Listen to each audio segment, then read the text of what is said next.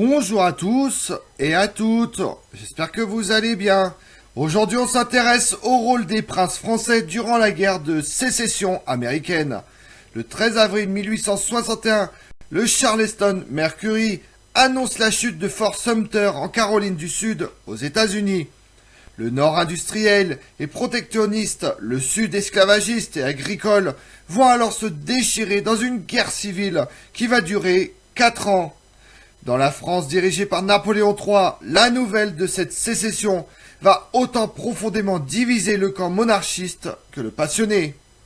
Mais quelle fut réellement la position du camp légitimiste durant cette guerre et vis-à-vis de la question de l'esclavage? Vous voulez le savoir? Venez avec moi. Contrairement à ce que l'on pense, les effets de la guerre de sécession ne se limitent pas au seul territoire américain et menacent très rapidement l'intégrité économique du Second Empire. L'Union décrète rapidement le blocus des ports du Sud et provoque une explosion des prix du coton brut.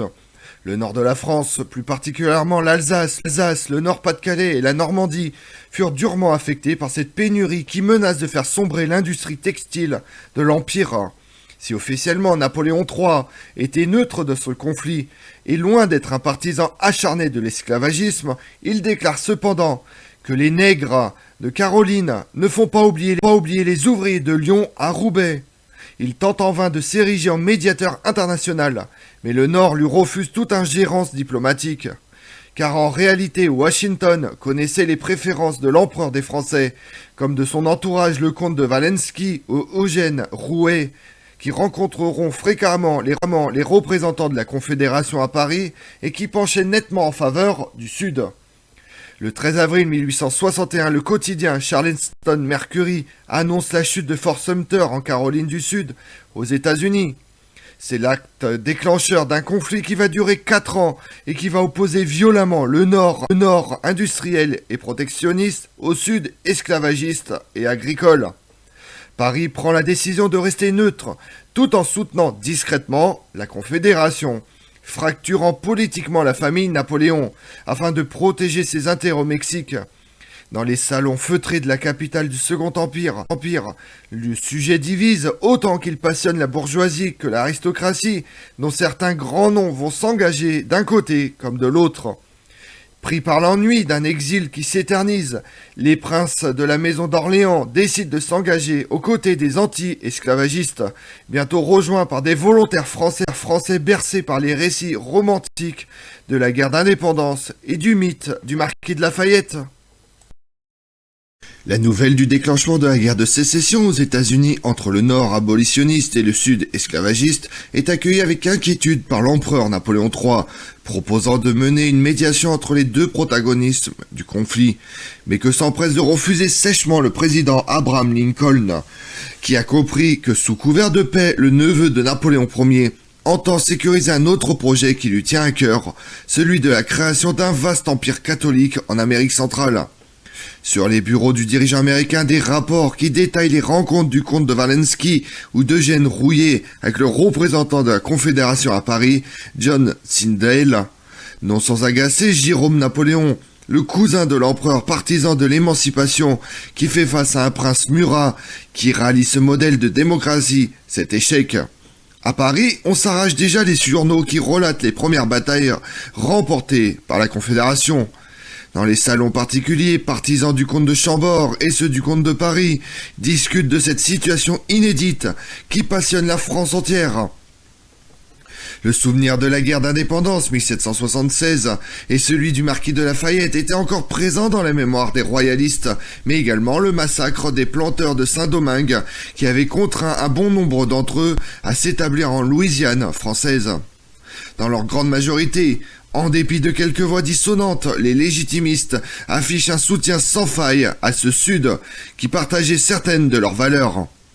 Non sans dénoncer cet individualisme totalement rationnel, dénué d'ordre moral, qui règne chez ces anglo-saxons américains, comment pouvait-il en être autrement ? Ce voyage en Amérique est une édition annotée du journal tenu par Philippe d'Orléans, comte de Paris, petit-fils de Louis-Philippe, lors de son séjour auprès de l'armée de l'Union au début de la guerre de sécession, en compagnie de son frère le duc de Chartres et de son oncle le prince de Joinville. La première partie, intitulée 6 mois d'attente, relate les événements vécus par les princes entre le 15 septembre 1861 et le 12 mars 1862. Le style fluide de Philippe d'Orléans, son approche lucide et critique, rendent ce récit vivant et très accessible. La relation de la découverte de cette nation inconnue, du style de vie américain et de l'organisation du pays en vue de la guerre. Mais loin de s'attacher au seul rôle d'observateur, les princes d'Orléans veulent prendre part à la guerre.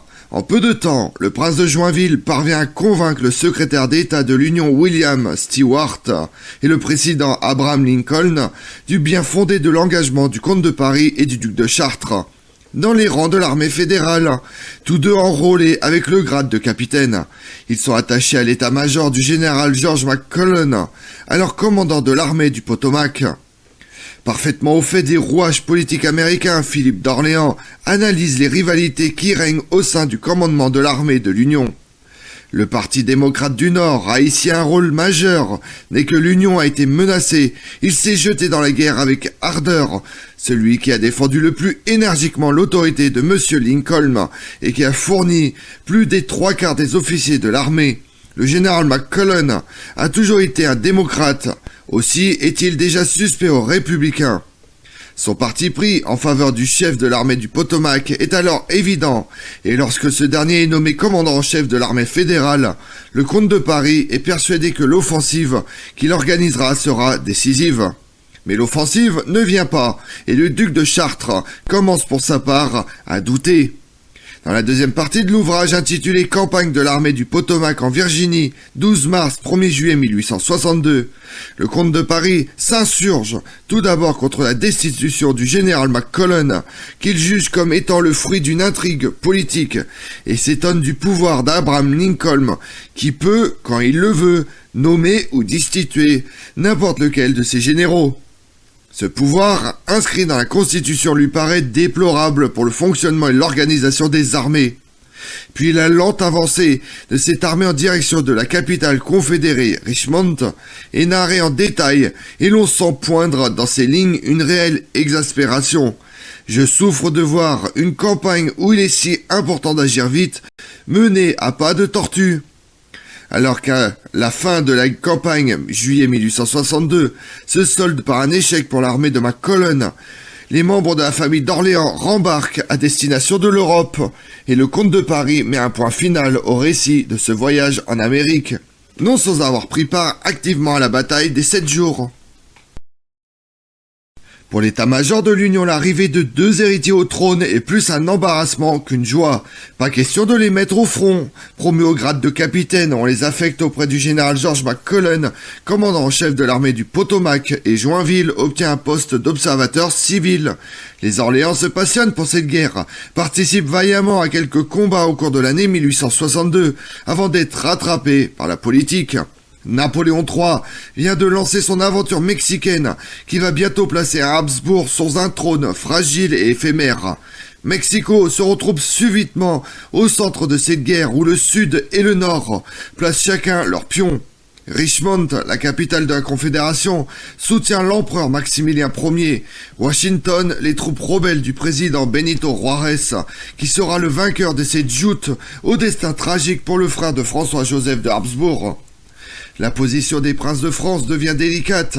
Dans l'Hexagone, les journaux républicains tirent à boulet rouge sur les Orléans, les suspectant d'organiser leur retour de leur fait d'armes où ils se sont distingués. Il est né dans un palais, a grandi dans le luxe et le confort, et pourtant, vous le verrez cavaler comme un dragon, de jour comme de nuit, indifférent aux privations et aux dangers. Écrit à propos du duc de Chartres, le correspondant de The Irish American. Reçu par Abraham Lincoln, il quitte les États-Unis en juillet 1862 pour retrouver un exil et leur prétention au trône de France. La plume fera le reste et on doit au comte de Paris une volumineuse histoire de la guerre de sécession, le meilleur et le plus intéressant souvenir de ma jeunesse, décrivant dans chaque ligne ce patriotisme dont la ferveur faisait honneur à l'Union américaine.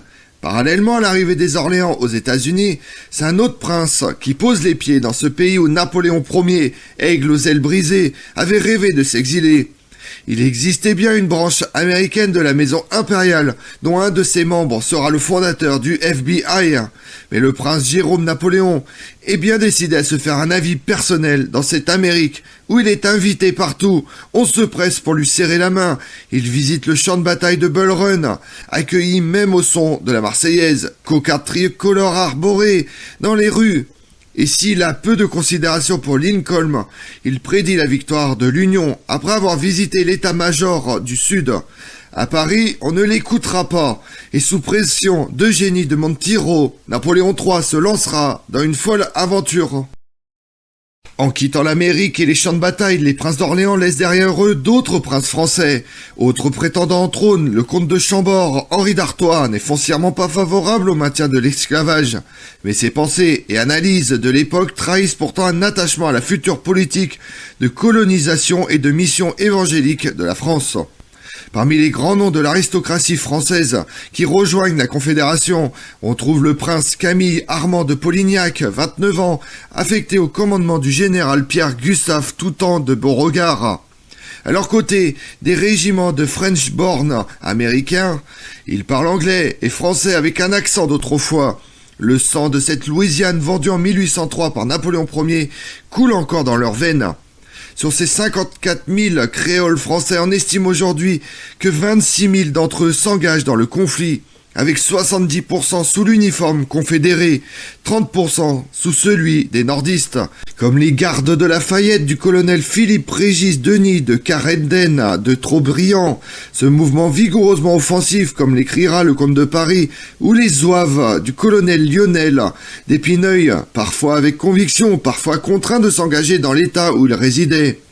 Peu de temps après la découverte d'une cache d'armes en faveur de la Confédération chez le consul français en 1862 et d'un complot de Français visant à faire du Texas une monarchie tampon, Napoléon III fait alors promulguer un décret impérial qui précisait que tout Français qui, sans autorisation impériale de l'empereur, prendrait du service chez l'étranger perdrait sa qualité de Français.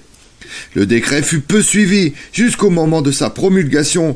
3000 de ces French-born de la Nouvelle-Orléans s'étaient déjà engagés aux côtés du Sud et formaient la French Brigade sudiste, habillée d'un pantalon rouge, garance, capote gris de fer bleuté ornée d'un képi mou rouge et bleu. Citons encore les tigres de Louisiane qui vont s'illustrer par leur sauvagerie.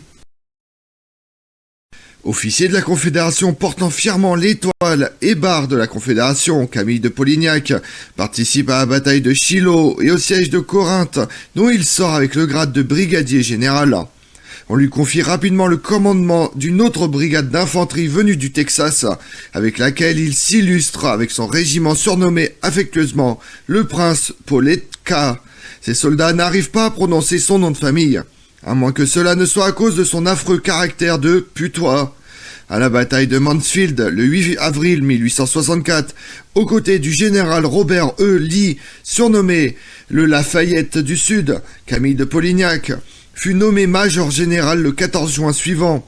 La Confédération n'avait plus que quelques mois à vivre. Le président sudiste Jefferson Davis charge ce monarchiste d'une mission vers la France afin qu'il plaide auprès de Napoléon III leur cause. Mais lorsqu'il débarque à Paris en mars 1865, il est déjà trop tard. Échaudé par le conflit naval qui avait déjà éclaté un an auparavant dans la rade de Cherbourg entre les deux marines ennemies du Nord et du Sud, Napoléon III n'avait pas l'intention d'aider Richmond, craignant pour la survie de son empire mexicain qui n'avait plus que 2 ans à vivre. La guerre de sécession avait fait de part et d'autre 620 000 morts. Lors d'un discours qu'il prononce en octobre 1890 à l'occasion d'un banquet organisé en son honneur par les anciens officiers de l'armée du Potomac, le comte de Paris demande aux participants de payer un tribut d'hommage et de regret aux soldats et aux officiers de l'armée fédérale ou de l'armée confédérée qui avaient trouvé la mort sur les champs de bataille, et de se féliciter de cette réconciliation glorieuse, les survivants de cette guerre réunis au sein d'une patrie reconstituée. Comme on l'a vu, c'est un conflit lointain qui passionne et divise encore de nos jours. Porté à diverses reprises sur grand écran, la guerre de sécession a opposé le gouvernement de l'Union à celui de la Confédération. Entre 1861 et 1865, emportés par leurs convictions personnelles, des Français, des princes, aristocrates, simples anonymes, se sont engagés dans les deux camps. En parallèle de cet affrontement fratricide, la volonté de Napoléon III de jouer les médiateurs et renforcer l'influence de son empire en Amérique. Je vous remercie d'avoir suivi cette vidéo en ma compagnie. Si vous voulez connaître mes autres vidéos, retrouvez-moi chaque matin à partir de 6h45 sur ma chaîne YouTube Tout sur l'Histoire avec Damien, mais également sur les réseaux sociaux, Twitter et Instagram, Histoire Damien. Et pensez à liker, commenter et vous abonner. Je vous remercie à tous.